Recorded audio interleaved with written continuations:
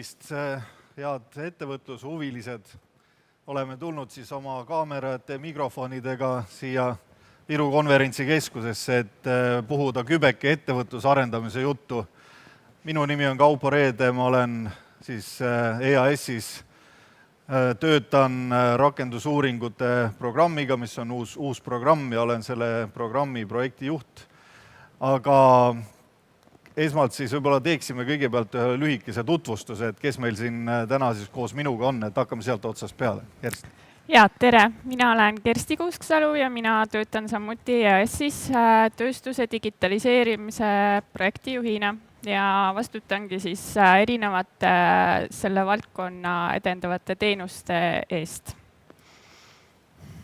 Tervist! Mina olen Veljo Konnimais ja olen ettevõtete Radius asutaja ja siis nende käimas hoidja läbi erinevate uute ideede. Meie põhieesmärk on olla OEM-idele abiks ja kui neil midagi vajaka jääb, siis nendele selline hea ja usaldusväärne partner tarneahelas olla. Võib-olla väike täpsustus, et kes on OEM? Originaalseadmete tootjad. Okay. Nii. Ja, tervist, mina olen Tiiu Treier ja mina töötan ka EAS-is ja minul on 2 ülesannet laua peal, et üks on innovatsiooni edendavad riigihanked ehk siis nõudluspoole pealt innovatsiooni toetamine Eesti riigis ja teine on rahvusvaheline koostööprogramm Eurostars, mis on siis suunatud ettevõtetele, kes teadusmahukat koostööd tehes oma toodet-teenust innovatiivselt soovivad edasi arendada, et need on sellised 2 teemat, millega mina EAS-is tegelen. Aitäh! Tänane mõte on rääkida nendest erinevatest EAS-i toetusvõimalustest ettevõtetele oma äri arendamiseks ja toodete edasiviimiseks.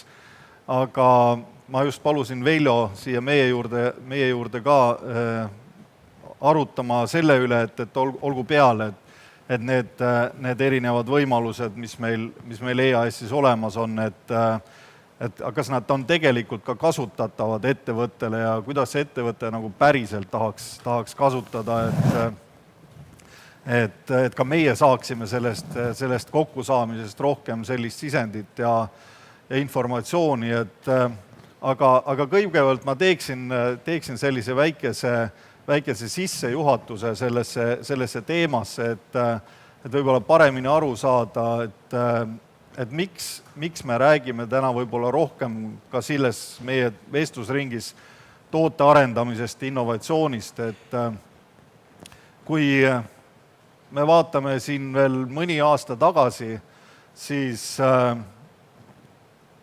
mis olid ja mis on ka praegu ettevõtjate peamised probleemid, siis ühest küljest on see oskustööliste nappus, teisest küljest ettevõtte jaoks kindlasti on probleemiks kasvav palgaralli.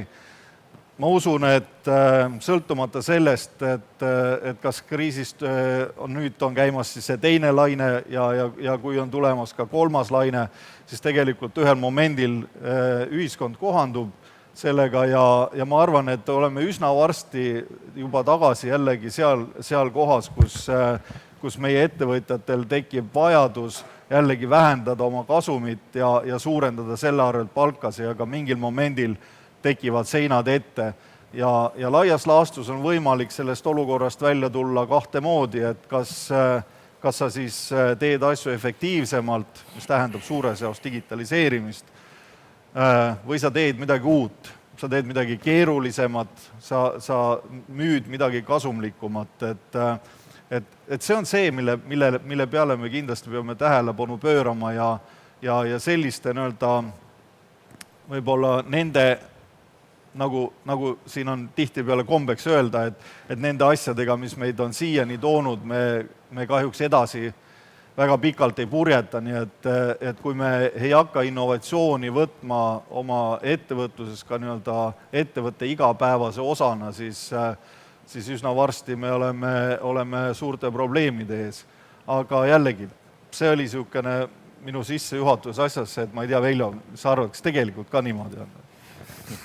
Kui ma nüüd mõtlen kõige lihtsama digitaliseerimise peale, siis kui ma ettevõtted 2005 alustasin juba esimesed seadmed, hankisin, oli juba see pisut teistmoodi, kui konkurendid tegid. Me söötsime seadmetesse materjali automaatselt ette. Me ei teinud seda enam käsitsi, küll aga korjasime paljudel juhtudel neid detaile käsitsi maha, mida me nüüd jälle viimasel ajal järjest vähem teeme.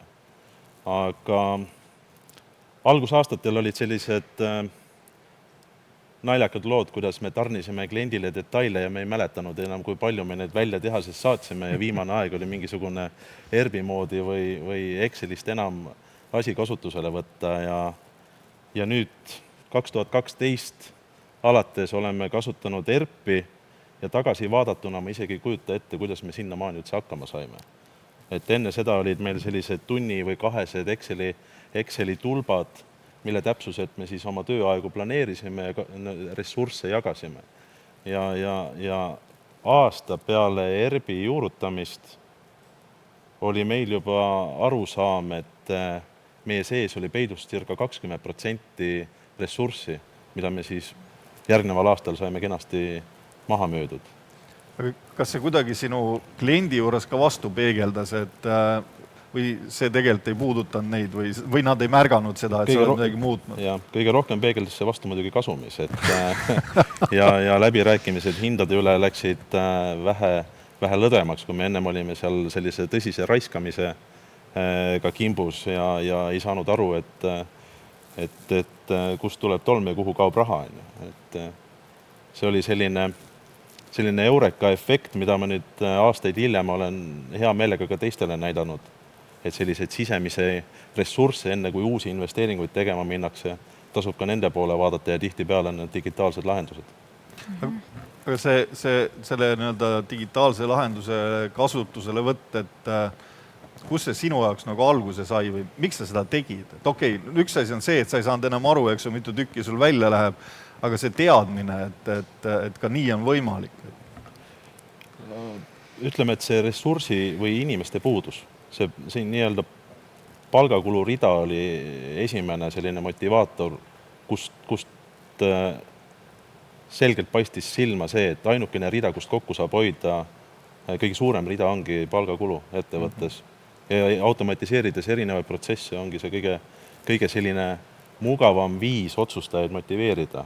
Meil see otsustajate ring on õnneks lühike, aga teistel ettevõttedel kindlasti on see rida, kuhu tasub otsa vaadata. Aga siis et olid sellest nagu aru saanud ja siis lõid nagu päevalehe lahti ja lugesid, et ERP. Või kus see teadmine sinuni jõudis? See tuli läbi klientide meie juurde. Ikkagi kliendid on meid läbi aegade koolitanud oma erinevate vajaduste ja nõudmistega. Ja meil oli 2 head Rootsi ettevõtet kliendiks, kes küsisid, et millega te või kuidas te planeerite. Siis me ütlesime, et Exceliga. Siis nad kerge muie näol, et hea, et mitte kaustikuga. Nende ettevõtete tarnijate listis on palju ka neid, kes kaustikuga planeerivad. Ja ma tean, et seda tehakse siiamaani ja Eestis. Aga kui me nüüd mõtleme natuke EAS-i teenuste peale, et kui ettevõtja jõuab nüüd sinna kohta, et ta saab aru, et kaustik sai täis, eks ju, ja Exceliga enam ei jõua, ja on vaja midagi ette võtta, et kas meil on pakkuda midagi, mis just seda teadlikkust tõstab selle koha peal? No, meil tegelikult on välja töötatud 2018. aastast alates digidiagnostika toetus, mis küll hetkel on lühiajaliselt pausil, kuna see määrus uueneb ja tingimused natuke muutuvad. Aga selle digidiagnostika toetuse abil siis ettevõttel on võimalik siis leida turult omal auditi tegija nii-öelda, kes siis vaatab üle terve ettevõtte põhiliselt tarneahela töökorralduslikult, automatiseerituse poole pealt, digitaliseeritamise poole pealt ja teeb siis nii-öelda sellise teekaardi ettevõttele mitme aasta peale, siis kus on välja toodud siis kitsaskohad erinevad ja siis ka lahendused nendele, mis on nagu alternatiivselt ka siis välja toodud ja kus siis lahendustele on siis toodud ka hinnad välja, et mis see siis neil kui eeldatav siis maksumus on. Ehk siis see siis loob siis ettevõtjale sellise hea pildi, mis siis nende lahenduste rakendamise tasuvuse aeg võiks olla ja mis on selle nagu mõju siis ettevõttele üldiselt. et selline toetus on jah, 2 aastat siin juba olnud ja üsna nagu edukalt tegelikult on kasutatud ja see aitab ka ettevõtjatel natuke teise nurga alt nii-öelda väliseksperdi abil näha oma ettevõttesse sisse. Aga võib-olla me pärast korra veel lähme tagasi selle digidiagnostika juurde, ma tuleks ikkagi sammu veel varemaks. Et ma arvan, et digidiagnostikat hakkab juba tegema ettevõtja, kellel on suhteliselt selge veendumus, et nüüd enam teistmoodi ei saa, eks ju. Aga kas meil on midagi veel, mida me ettevõtjatele pakume selliselt, et neil seda veendumust ei ole, neil on lihtsalt arusaam, et midagi peaks tegema, aga midagi veel nende teadlikkust tõstab. No eks mina nagu peamiselt EAS-is tegelengi nii-öelda selle pehmema poolega nii-öelda, et 2-3 aastat oleme siin tegelikult tugevalt siis tegelenudki selle teadlikkuse tõstmisega ettevõtjate seas. Et mis asi see nii-öelda digitaliseerimine üldse on, et vaikselt on hakatud rääkima sellest rohkem ja huvi tekitama nii-öelda ettevõtjate seas ja üles leida ka, selle eesmärk on ka üles leida need teenusepakkujad, kelle kliendid on tööstusettevõtted. Ja selle teadlikkuse tõstmisega me oleme siin erinevatel viisidel siis tegelenud ja nüüd nagu oleme ka hakanud rõhku panema võrgustiku roomisele rohkem. Ehk siis nüüd lõime siin Facebooki grupi Tark Tööstus, kus siis ongi tööstusettevõtjad ja erinevad siis lahenduste pakkujad siis saavad omavahel suhelda, kogemusi jagada, edulugusid jagada, teadmisi jagada ja üksteist seal ka nii-öelda üles leida. Ja samamoodi oleme löönud ka sellise saatesarja Äripäeva raadioga, kus siis ka ongi rõhk kogemuste jagamisel eelkõige. Ehk siis erinevate teemade lõikes siis tööstusettevõtjad saavad ise oma lugu rääkida, kuidas nad on siis nii-öelda oma digitaliseerimise rada käinud.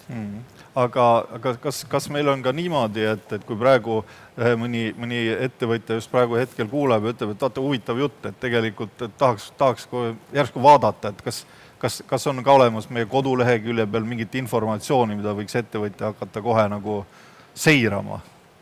No tegelikult on võimalik otsida üles Targa tööstuse grupp Facebookis, et see on täiesti avalik grupp olemas seal ja Äripäeva raadio all on saatesarjad täiesti järelkuulatavad, et neid saatesarju saab kuulata ka praegu. 5 tükki on neid olnud, 5 saadet ja nüüd ülehomme uus saade tulemas.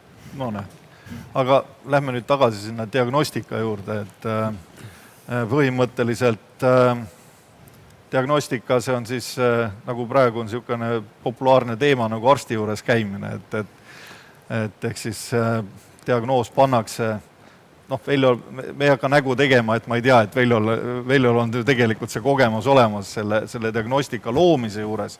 Tegelikult Veljo oli see, kes konkreetselt aitas seda diagnostika nii-öelda süsteemi meil ka luua ja oli esimeseks katsejäneseks, et täitsa huvitav oleks nagu kuulata, et kuidas sa selle nagu libeda tee peale nagu sattusid ja kuidas sa ennast tundsid selles? No, ma ei ütleks, et ta nüüd libe tee oli, aga see oli selline faktide ritta panemine ettevõttest väljapool oleva inimese poolt. Aga mis hakkas pärast seda juhtuma, see oli huvitav, et ma hakkasin järjest kõnesi saama ja küsiti, et mis siis nüüd sai, mis siis nüüd paremaks läks.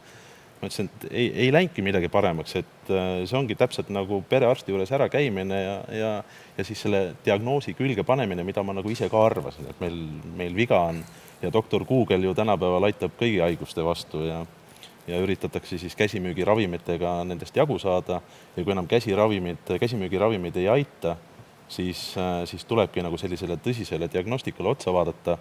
Õnneks need asjad, mis sealt välja tulid, olid meil kas siis juba arendamisel või lõpujärgus ja me olime aru saanud, et me tegime õiged otsused. Ja need kõned jätkusid, tuli ka neid kõnesi, küsiti, et okei, et see diagnoos on nüüd teil pandud, et kas sealt nüüd EAS ka edasi aitab teil minna. Siia jäi üks suur küsimärk õhku rippuma. et need teadmised justkui ettevõtetel oli endal olemas, aga siis nende teadmiste ja selle rahastamisega edasi minna oli hästi keeruline. Et need ei ole odavad lahendused, et selline keskmine hea ERP, ütleme, et selline 10-20 000 aastas kulu, finantskulu ettevõttele, no see ei motiveeri hästi tegema seda sammu kergekäeliselt. Jah, et seda peab ütlema jah, et meil oli vahepeal olemas ka selline asi nagu digidiagnostikale järgnev investeeringutoetus, aga kuna see oli niivõrd populaarne, siis see kahjuks küll sai otsa, aga et kindlasti ei ole ju need võimalused ju veel lõppenud, et meil on EAS-is ka teisi programme, näiteks nagu ettevõtja arenguprogramm, mille kaudu tegelikult on võimalik ka selliseid investeeringuid teha ja enda nii-öelda ettevõtte taset siis tõsta, mitte ainult konkreetselt selles digitaliseerimisvaldkonnas, vaid tegelikult ka päris mitmes teises valdkonnas, et ettevõte ei ole ju tegelikult, ettevõttel ei ole kunagi ühte probleemi. Et ettevõtte probleemid on väga mitmes kohas, et nad on tootmises, nad on arvepidamises, nad on personalis, ma ei tea, nad on seadmetes, eks, nad on tootearenduses ja selle ettevõtja arenguprogrammi ju mõte ongi selles, et võtta see ettevõte nagu tervikuna ette ja proovida nagu vaadata, et kus need pudelikaelad on, et siis nagu sellega kõige nagu paremini tabada seda ettevõtte vajadust, aga ma ei tea, oled sa kuulnud sellest ettevõtja arenguprogrammist? Ma kibelesin vahele segama, et tihtipeale saadakse aru, et probleem on tarneahelas, probleem on ressursside juhtimises ja kõige kurvem, mida saab teha, neid probleeme erinevatel aegadel erinevate tarkvaradega lahendama minna ja siis pärast neid kokku sobitada jälle, on täitsa võimatu, ma ütlen selle koha pealt ja tasub kohe alguses vaadata selline tõsisem tarkvarajupp, kuhu saab hiljem moodulid lihtsalt juurde lisada, aga mitte nii, et ostud on siin, arved on siin, raamatupidamine kuskil veel kolmandas ja varusi juhime ostujuhile mugavas keskkonnas, et see lõppkokkuvõttes ei tööta. Sellepärast, et digidiagnostika ongi sellise hetkeolukorrale pilgu peale viskamine ja siis on vaja sellist head ettevõttele sobivat tarkvara, mis selle nii-öelda kõik oma katusel kokku võtab. Ja muidugi sealt on see pool ka, mida võib-olla peaks välja tooma ja rõhutama üle ka, et tegelikult digiteerimine see on nagu vahend, eks ju, et see on millegi asja nagu, kuidas ma ütlen, realiseerimine läbi tehnilise vahendi. Aga iseenesest selle asja sisu on ju ikkagi nii-öelda see tootmisprotsessi korraldus, eks ju. Et mis peab ka olema, et kui sul ei ole seda tootmisprotsessi korralikult nagu paika pandud, kui sa ei ole läbi mõtelnud oma neid nii-öelda süsteeme ja tootmisahelaid, et siis digiteerimine ei ole nagu niimoodi võluvits. Oled sa nõus sellega? No, põhimõtteliselt jah, asjad, millest me unistame, ongi see, et tehasele saaks online otsa vaadata, et milline on selle tehase oma hind praegu, selle tehase tunni hind. Ja sellega me praegu hetkel tegelemegi ja siia sõites ma rääkisin veel tehasejuhiga läbi ja ta ütles, et see ongi koht, kus näiteks EAS saab meile reaalselt ka täna appi tulla, et seda järgmist sammu teha. Et me teeme seda nii või naa, aga see oleks meie jaoks lihtsam ja me saame pigem siis turunduse poole peale ressurssi paigutada, kui siis ettevõtte edasi digitaliseerimise peale olukorras, kus tegelikult vajadus väheneb.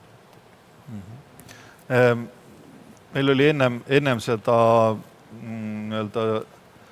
meie saate algust oli paari sõnaga juttu ka sellest, et sa ütlesid, et sul endal on praegu mingi konkreetne vajadus või võimalus, et kus sul on vaja ühte inimest mingiks ajaks, et seda asja realiseerida või mingit uut arendust realiseerida. Võib-olla räägi ära, see on nagu minu arust hästi oluline asi.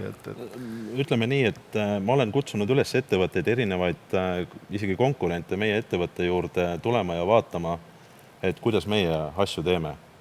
Ja siin väikeses Eestis tuleb lihtsalt kokku hoida, eriti valdkondades, kus sa näed, et on vajaka ja meie oma ettevõttega olemegi abis olnud teisi ettevõtteid siis motiveerima ERP-i kasutusele võtta.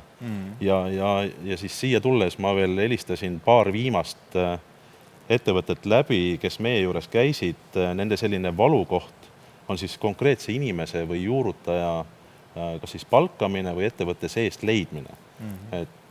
Ja müüjad on jälle siis vasturohu leidnud ja pakuvad seda teenust. Aga siin on jällegi see küsimärk, et kas see tasub ära ja kas meie ettevõttel on hetkel võimalik seda kulu teha. Nad ei ole väikesed kulud, 2500–3000 eurot kuus, kas siis inimest palgata või sellele ettevõttele selle teenuse eest maksta, aga ilma sellise vanem kasutajata või adminita see süsteem tööle ei hakka. Keegi peab ettevõttes ohjad enda käes hoidma ja siis samm-sammult neid edasi delegeerima. Et see on ka selline kulurida, millele tasub mingi toetusvõtmes otsa vaadata. Jah, et ma ütlen seda, et ettevõtja arenguprogrammis on see asi võimalik praegu ka juba, et see. Aga me oleme nüüd hästi palju digitaliseerimisest rääkinud, et kui me läheks nüüd korra tagasi ja selle teise teema juurde, milleks on tootearendus. Et mis sul parasjagu pooleli on? Jah, me tegelikult see täisteenuse arendus on pooleli. Me oleme keeranud tõsiselt oma pilgu hüdraulika suuna peale, lisaks sellele nii-öelda eelnevale, mida me oleme väga hästi õppinud tegema, CNC treimine, freesimine, siis hüdraulikas me oleme avastanud tooteid, mida täitsa tasub koha peal toota. Just nende tarneaegade pärast ja kliendi erinevate vajaduste pärast. Tihtipeale on siis standardtootesse vaja lisaavasi puurida, ka see ülesvõtmine juba on kulu, uuesti pinki ülesvõtmine ja sinna nii-öelda mõne ava või siis pesa juurde tekitamine vastava kliendi vajadusele. Ja siis hakkasin mõtlema, et tegelikult võiks ju otsast peale alustada ja siin nii-öelda kliendi vajadusi kaardistades sa saadki oma teenust või seda nii-öelda toodete nomenklatuuri, mida neile pakkuda, arendada. Ja jällegi, et meie oma ettevõttes oleme takerdunud selle aja ja või raha sellise takistuse otsa, et seda kiiremini ja otsuse kindlamalt ellu viia. Noh, Tiiu, mis me teeme? Mis me teeme? Tegelikult ma siin vahepeal juba mõtlesin seesama, et tööjõudu on puudu. Et jah, sa ütlesid, et arenguprogrammis on võimalik see inimene juurde võtta, aga tegelikult on enamikes meetmetes, mis meil on võimalik see inimene juurde võtta. Et kas on see tootearendustoetus või see on mingi arendusosak näiteks või loomulikult me rohkem, eks ju, sihime sinna uuendusmeelsuse ja innovatsiooni ja teadusmahukuse poole. Et näiteks antud selle hüdraulika puhul, no see ei ole nüüd meie meede, aga vaatame asju laiemalt, on ETAG-il on olemas mobiilsusmeede, kus on võimalik ettevõttesse võtta tööle teadustaustaga inimene, kes võib-olla mõtlebki sul selle hüdraulika mingisugused teemad läbi. Et tegelikult see nii-öelda inimtööjõudu mingisuguse meetme raames on võimalik juurde võtta küll. Et see oleks nagu üks asi, millele nagu tasuks mõelda. Tootjana sa jääd ikkagi selle rauda investeeringute taha kinni lõppkokkuvõttes, et õigemini selle siis tasuvuse pikkuse taha, et muna ja kana, et kas sul peab olema juba turg, kuhu toota päevast üks või siis vahendid, et kannatada seda turgu ära oodata, et millal müük taha tuleb sinna. Ja. Aga võib-olla Tiiu veel paari sõnaga, et mis on need innovatsiooni osas just need asjad, kus me saaksime ettevõtjatel appi tulla? Ega jah, me siin ennem rääkisime ka, et võib-olla me aina rohkem ja rohkem oleme EAS-is hakanud vaatama sinna innovatsiooni poole peale. Aga see, kui uuendusnik nüüd tootearendus peab olema, et ta oleks siis innovaatiline. Aga me EAS-is ainult ei mõtle innovatsiooni keskselt, vaid meil on olemas ka olnud, see oli väga populaarne nüüd küll tootearendustoetus, mis sai nüüd äsja otsa. Eks me näeme, kas sellele tuleb järge või ei tule. Aga üleüldiselt ma lihtsalt tahtsin jagada natukene rõõmu, et meil oli sügav kriisiaeg siin kevadel ja suvel, see ei tule kellelegi üllatusena, aga just niisuguse tootearenduse või uuenduste, innovatsioonimeetmed läksid meil sel ajal EAS-is väga-väga hästi. Et see nagu viitab sellele, et ettevõtjad selle aja jooksul väga hoogsalt mõtlesid, et mida teistmoodi teha või et kas mingisugust suunda muuta või mitte. et see tootearendustoetus, mis tegelikult selle tootearendustoetuse maht oli väga suur, seda oli 17 miljonit, läks päris hästi, ta läks nagu soe sai. Ja kui mina räägin oma meetmest nii-öelda sellest rahvusvahelistest tootearendustoetusest Eurostars, mis seal peab olema nii-öelda koostööpartner väljaspoolt Eestit ka, et ka niisugune win-win baasil tehakse ühist tootearendust, siis ka selle puhul nii-öelda taotlemise nii-öelda numbrid kasvasid nagu märkimisväärselt. Ja huvi või päringud, mis meile EAS-i tulid seoses tootearendusega, kasvasid märkimisväärselt. Tõesti oli nagu seda on nagu hea tõdeda. Et see on nüüd niisugune asi, mis loodetavasti see trend jätkub. Ja EAS-is, kui me nüüd räägime erinevatest niisugustest tootearendustoetustest, siis innovatsiooniosak ja arendusosak, nemad on sellised pisikesed, ma ei tea, me ennem põrgatasime ka neid EAS-i neid erinevaid meetmeid, et innovatsiooni ja arendusosak on sellised väiksemad osakud, et üks on küll 6000 ja teine on 35 000 eurot, aga nendega annab päris palju juba ära teha, seal annab katsetada erinevat prototüüpi, seal annab kaasata seda inimest, kas inseneri või teadlast, sertifitseerida, intellektuaalomandi teemadega tegeleda, et selle väikese summa eest võib erinevaid asju teha, et teadus-arendusasutusega koostööd teha. Ma tean ja mul on üks kogemus ka sellega, nii et me kasutasime Tallinna Tehnikaülikooli juures laborit, et detail- ja tõmbetugevust testida. Ja see osakute süsteem motiveeris laborite sisustust uuendama, et olla just ettevõtetele selline kaasaegne partner, mitte nii-öelda oma vanade seadmetega, just selliste seadmetega, mida ettevõttel pole endal otstarbekas tihtipeale osta ja soetada.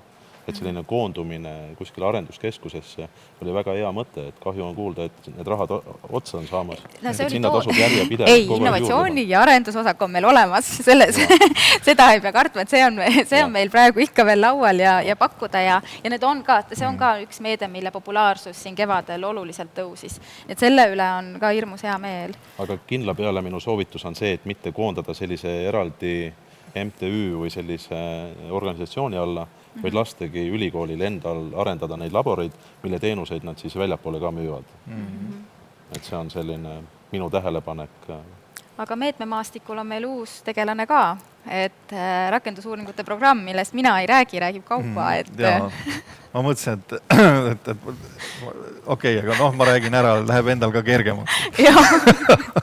Et jah, tõesti, oleme nüüd kohe loodetavasti tulemas siis turule uue pakkumisega, mis on siis juba suunatud sellise ettevõtete rohkem teadmusmahuka arenduse suunas, et kus siis me aitame ettevõttel, kes on siis leidnud mingi sobiva idee, siis aitame vaadata seda, et kas kõigepealt, et kui seda ideed on vaja katsetada laboratoorses faasis ja nii-öelda kõigepealt võib-olla teha mingi valmis selline väga algeline, võime öelda laboratoorne prototüüp, et kas see asi üldse toimib, kas tal põhimõtteliselt võiks toime olla ja siis sealt edasi, kui on juba näha, et see nii-öelda väike jupstükk nii-öelda funktsioneerib, et siis sellest minna edasi ka tööstusliku prototüübini, et need on need kohad, kus me tuleme ettevõtjale appi.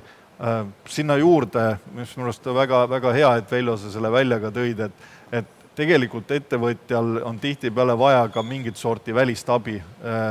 Näiteks sul oli konkreetset laborit vaja, eks ju, et sul ju endal ei ole mõttekat hakata ettevõttesse laborit ehitama, kui see labor on siin kuskil käejala juures olemas, eks ju, Tallinna Tehnikaülikoolis näiteks, või Tartu Ülikoolis.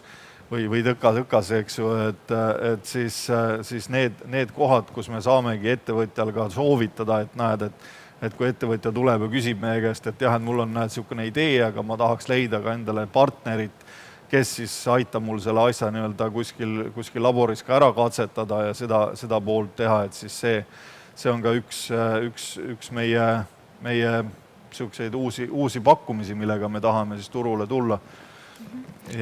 et jah, ma tahtsingi öelda, et üks asi on see toetuste maastik, mis meil on, aga teine on see teenuste maastik, eks, et me peale selle, et toetus on hea asi küll, aga tihtipeale on nagu vajadused võib-olla isegi laiemad, et näiteks me rääkisime ennem ka, et erinevad meistriklassid või meil on nüüd EAS-is seesama, mille sa rääkisid, et teaduspartneritega kokkuviimise ekspert, arenduskoostöö ekspert, kes kokku viib kelle poole põhimõtteliselt ettevõtja pöördub oma murega ja tema aitab siis leida selle teadus-arenduspartneri. Intellektuaalomand on meil majas olemas, et meil on lausa 2 inimest, kes täiesti konsulteerib meie ettevõtteid intellektuaalomandi teemadel. Aga kui ka rääkida nende koolitusprogrammidest, siis uue toote turule toomise meistriklass, disaini meistriklass, strateegiapraktikum. Et ka sellised, mis aitavad ettevõttel korraks astuda sammu tagasi ja mõelda selle peale, et kuidas ta järgmisi samme või mida ta tegema peab, et võib-olla sellist laiemat vaadet hetkeks vaadata. Võib-olla see kriisiaeg, kus mõnitigi on võib-olla keeruline ja on võib-olla rohkemgi tööd, aga teisalt on niisugune tagasivaatamise aeg või niisugune üldise pildi loomise aeg, et võib-olla on mõistlik siis ka neid praktikumides käia ja vaadata ja uuesti analüüsida, et mida võib-olla teisiti teha. Et sul on kogemus ju olemas ka meie teenustega? On küll jah, aga siin tulebki see hetkeolukord mängu. Hetkel, kus esimene 3 kuud läks sellise poolenisti endasse vaatamise näol ja tõesti uute teenuste või toodete poole siis teine pool. Aga nüüd peale suve on selline kurb tõsiasi siin meil nii-öelda müügi poole pealt otsa vaatamas, et neid uusi lahendusi ja isegi olemasolevat ressurssi on väga keeruline kuskile müüa. Ja see on see koht, kus näiteks praegu peaks EAS tõsiselt otsa vaatama riigi kaasabil muidugi, et meie ettevõtted saaksid väljapoole üldse liikuda või siis ennast pildis hoida.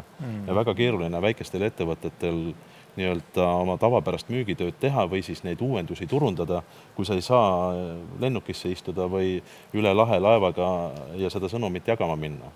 Et selline turunduslik pool on hetkel, kus ma näen tõsist sellist vajadust ja kohest vajadust, et selline tootearendus, kõik see hakkab ettevõtetel vaikselt liiga pingule tõmbama seda rahakotti. Et see aeg võib-olla tuleb jälle, aga hetkel on vaja see olemasolev ressurss maha müüa ja selline meede nagu EAS-il oli messidel käimine, eestlane lavalaudadel.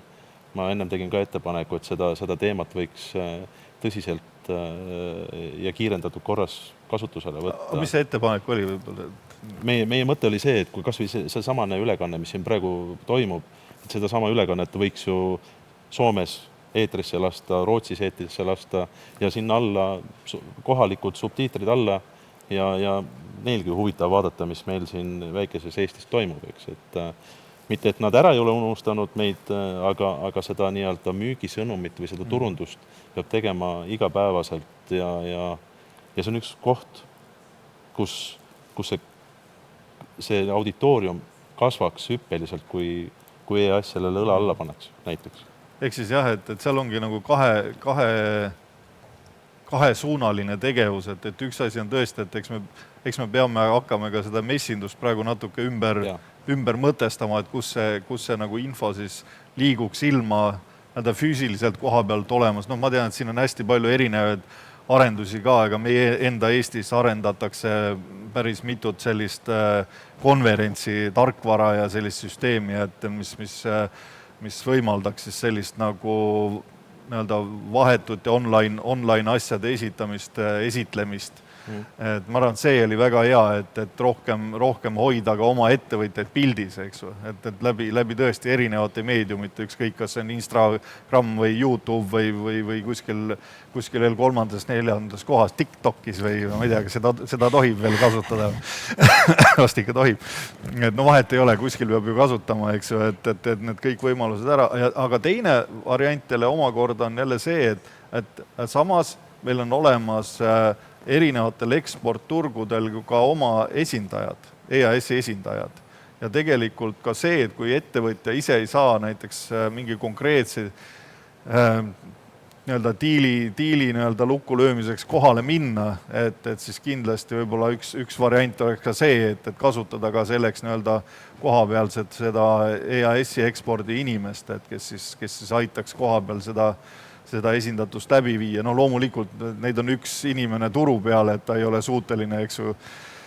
suuteline nagu tehniliselt tegelema sihukeste erinevate väikeste detailidega, aga kindlasti sellistel olulisematel ja nagu põhjapanevamatel mingi liigutustel, kus on vaja, et oleks keegi Eesti inimene koha peal, et kasutada siis ka seda võimalust näiteks. Jah, neid uusi tooteid, teenuseid fokusseeritult sihtturul turundada, et see saab olema selline väga päevakorral teema. Eriti kui ettevõtted ise seda sõnumit füüsiliselt levitamas ei saa käia, et sellised lahendused või rakendused tuleks kiiremas korras kasutusele võtta. Paljud on ka need võtnud. Ja seda sama aitab ka tegelikult ju see digitaliseerimine, et see kaugtöö ja kõik see. Et ma ikka tulen siia tagasi, et kui me neid samme ei oleks eelnevalt ära teinud, siis meie selline kaugtöö kodukontorites ei oleks võimalik olnud. Isegi selliste uute teenuste siis analüüsimine või siis igapäevane meeskonna kooshoidmine. Olukorras, kus tegelikult kokku saada oli keeruline või siis kohati ka isegi keelatud. Ja kui meeskonnad on rahvusvahelised, et siis see teema on jälle keerulisem. Selle rahvusvahelimise osas ongi, et ma jälle tulen tagasi selle Eurostarsi juurde, et mille pärast mulle see meede nagu hirmsasti meeldib, on see, et kuna seal on kohustuslik, et ühes projektis arendustegevuses on kaks erineva riigi partnerit, siis tegelikult sisuliselt läbi selle partneri on võimalik ka kaugelt sinna turule siseneda. Et läbi selle partneri on võimalik saada see turu teadmine, esimesed kontaktid ja sul on see sõber sellel turul olemas, kes sind aitab juba seal nagu turul edasi. Et jah, et sellest meetmest väga palju ei teata, aga siinkohal on hea võimalus mulle seda müügida. Aga tegelikult on ta väga ideaalne, hea võimalus siis, kui juba näiteks mingid esimesed kontaktid, mingisugused oma valdkonna ettevõtted, teadus-arendusasutused, kellega te välismaal suhtlete. Et kuna see on selline meede, kus peaaegu kõik Euroopa riigid, pluss veel Lõuna-Korea, Lõuna-Aafrika ja Kanada on ka kambas, siis nemad saavad oma riigist toetust ja teie saate Eesti riigist toetust ja saate ühise arendusprojekti üles ehitada. Ehk siis, kui on nagu sügavam soov mingile turule siseneda, siis tasub võib-olla sihukese koostööettepanekuga läheneda oma välispartnerile ja tema saab juba siis oma riigi finantseerimisorganisatsioonilt nagu EAS saab juba konsultatsiooni ja saab selle toetuse. Et tasub seda natuke uurida, et me võime pärast veel täpsemalt rääkida. Ma siinkohal tahakski küsida või õigemini siis meelde tuletada seda minu esimest kokkupuudet EAS-iga, kui oli selline usaldusväärne isik EAS-is, et kelle poole sai oma hingemuredega pöörduda, et me ei pea niimoodi lavalaudadel kokku saama, et teada saada, mida EAS kõike pakub. Et tookord oli väga hea selline kontaktisik meil, kes siis iga uue meetme korral tegi kas või kõnegi sellele oma ettevõttele, keda ta siis kelle haldur ta oli. Seeläbi see kommunikatsioon jõudis meieni paremini kohale. Et ma näen, et siin on ka üks selline hea võimalus. Kas siis sama süsteem uuesti ellu kutsuda, et ettevõtetega rohkem kontaktis olla EAS-il või siis mingi muu lahendus, kuidas meieni jõuda, sest tihtipeale sellised meetmed lähevad meist mööda või me saame nendest hiljem teada, kui on raha on lõpukorral, siis läheb kiiresti. Okei, meil on jäänud tegelikult 5 minutit veel meie jutuajamise lõpuni, aga mind jäi nagu painama natuke, ma ikkagi tulen selle sama Eurostarsi juurde, et võib-olla see ei ole küll nii oluline, personaalselt jäi painama, eks ju. Et konkreetselt võtame Veilo case'i, eks ju, et sa arendad hüdraulika komponente, eks ju, hüdraulika komponente, eks ju. Ja sa teed seda oma nende OM OM, jah, OM-ide jaoks. Aga kas Veljol on nüüd seal kohas ka võimalik võtta see üks OM sealt, ütleme, Rootsist ja temaga nagu koos see asi välja arendada? Kusjuures on küll võimalik, et näiteks need koostööprojektid võivad täiesti olla tarneahela põhised või võivad olla ka nii, et ühel on tehnoloogia, teisel on teadmine ja siis pannakse need kaks asja kokku. Et jah, Eestis on küll nii, et me ainult toetame väikese ja keskmise suurusega ettevõtteid, aga enamikes teistes riikides antakse ka toetust suurettevõtetele. Et kui see nüüd see OM siis tahaks see toetust saada, siis ta tegelikult saab oma riigilt selle toetuse ja Rootsis on muide väga head tingimused, nii et tasub, eks ju vaadata. Aga tihtipeale, kui ikka see suur ettevõte on huvitatud sellest koostööprojektist, siis ta leiab ka raha, et ka meil Eestis on juhtumeid, kus see suur ettevõte, kuna ta ei saa niikuinii meie käest, aga ta on valmis olnud selles projektis osalema oma vahenditega, sellepärast, et ta näeb selles arenduses väärtust, et juba ise mingisugust teenust toodet paremini pakkuda. Natuke tulevikust. Et Kersti, mis sa näed praegu, et kus kohas, kuhu kohta võiksid EAS-i teenused praegu sinu valdkonnas nagu rohkem suunduda või mida peaks EAS-is rohkem nagu arendama? No, nii palju, kui mina olen aru saanud ettevõtjatest, kes on huvitatud nii-öelda digitaliseerimisest, siis ikkagi on vaja just seda pädevust oma ettevõttesse, kes suudaks teid igasuguseid arendusprojekte juurutada, ellu viia ja oleks selline see teadmine seal ettevõttes sees olemas. Et noh, see raha on ka muidugi vajalik, see on nagu must be, aga see pädevus on nagu ka, ma olen aru saanud, et ei leita neid õigeid inimesi turul alati üles või ei ole nagu ettevõttes sees valmis keegi nagu õppima nii-öelda uut nii-öelda oskust, et kuidagi nagu seda kaasa aidata, seda pädevuse tõstmist ja kompetentsi tõstmist ettevõttes sees. Ma Rocksoftiga enne siia tulekut ka rääkisin, kes meie ERP-i aitas juurutada ja kes meid aitab teda nii-öelda uuendada pidevalt, siis nendel on jah täiesti olemas selline teenus ettevõtja seisukoha pealt. Ma näen seda otsest vajadust ka mõnel väiksemal ettevõttel aidata just see spetsialist palgata, kas siis läbi selle juurutaja ettevõtte või siis otse ettevõttesse, see sõltub siis ettevõtte suurusest juba. Kas teda kannatab edasi palgata, palgal hoida või siis ainult selle juurutamise perioodiks, kuni need nii-öelda ülesanded on läinud oma loomuliku jagamise teed, et see oleks väga teretulnud küll. Jah, sest eks ongi väike ja keskmise suurusega ettevõtetel ongi see põhiline probleem, et need, kes on rahvusvahelised suurettevõtted, nemad saavad seda teadmist nagu oma emaettevõtetelt sisse võib-olla kuidagi osta ja rakendada sealt kaudu. Aga ma näen küll, et see on nagu üks pool, kuhu poole võiksid nagu EAS-i teenused ka liikuda, et kui mitte just läbi palkamise, siis kuidagi muud moodi. Ja mina ennem, kui me vestlesime ka, siis tegelikult ma mõtlesin, et see EAS-i tootearendustoetuste maailm, kui me võtame koos mingid ettevõtete grupiga korraks selle laua peale ja vaatame uuesti üle. Ja teisalt, millega me tegeleme ka seda nüüd rahvusvahelise suuna poole pealt, on see, et rahvusvahelise suuna poole pealt me arendame välja neid teenuseid, mis aitaks paremini selle ettevõtte selle rahvusvahelise rahani, et kas Horizon 2020 ära toomine või siis nii-öelda selle rahvusvahelise selle koostööpartneri juurde. Et see on nüüd selline arendusfaasis asi, aga see on ka selline asi, mis kindlasti me ühel hetkel võtame, kui mingid need ideed, koorideed on paigas, võtame ettevõtjad juurde, istume maha ja nii-öelda valideerime neid mõtteid, et enne kui laivi läheme nende teenustega. Nii, aga suur tänu teile, et meie aeg on nüüd linnutiivul lennanud, et aitäh Kersti, aitäh Veljo, aitäh Tiiu, aitäh ka siis kallid televaatajad. Loodan, et teil oli huvitav, mul oli küll isiklikult huvitav, nii et loodan, et see kandus ka teie poole üle ja nagu öeldud, siis EAS on mitmekülgne, on erinevad teenused, ma rõhutan just ka need teenuste poole, et EAS ei ole ainult rahastamine, et tulge ja küsige ja proovime siis ikkagi sinnapoole, et Eesti tööstus saaks rohkem teadmusmahukamaks ja tooted kallimaks. Et suur tänu, aitäh!